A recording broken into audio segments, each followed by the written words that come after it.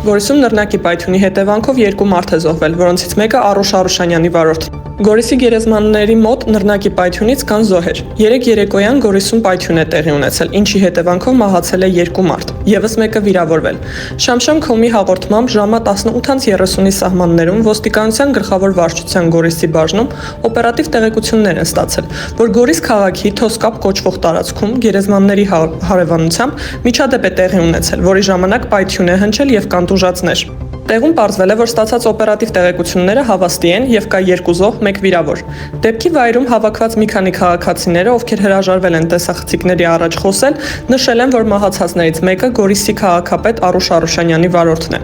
Դեպքի փոստով քննչական վարչության սպանության եւ սպանության փորձի հատկանիշներով նախաձեռնվել է քրեական վարույթ։ Շամշանի տեղեկություններով զինված ողբերգական այս դեպքի հետ Արուշ Արուշանյանը ըստ նախնական եւ օպերատիվ տեղեկությունների առնչություն չունի եւ իրավապահները մի քանի վարկածի ուղղությամբ են աշխատում, այդ թվում կենցաղային։ Կայքի տեղեկություններով մահացածներից մեկը Սյունիքի մարզի բնակիչ V. Յոլյանն է, մյուսն էլ Արուշ Արուշանյանի վարորդ A. Յոլյանն է, նրանք ազգականներ են։ Արմլուրի հաղորդմամբ Գորիսի քաղաքապետի վարորդը իր հարազատների հետ կենցաղային հարցերի հետ կապված տարիների վեճ է ունեցել։ Արուշանյանի վարորդ Արենը իր ազգական Վարուժան Յոլյանի հետ պապական առանձնատունը կիսելու շուրջ տարիների շարունակ կոնֆլիկտ է ունեցել։ Անգամ առանձնատան հարցով գործը հասել է դատարան, սակայն կողմերը չեն սպասել դատարանի որոշմանը եւ առանձնատունը կիսելու թեման այնքան է խորացել ազգականների միջև, որ բանը հասել է կռվին, ու միջադեպի ժամանակ նռնակ են նետել, եւ երկու հոգի Գորիսի քաղաքապետի վարորդը եւ նրա ազգականը մահացել են։ ՆԳՆ-ից հաստատել են, որ Գորիսում ըստ նախնական տեղեկությունների նռնակի պայթյունի հետևանքով կա երկու զոհ եւ մեկ վիրավոր։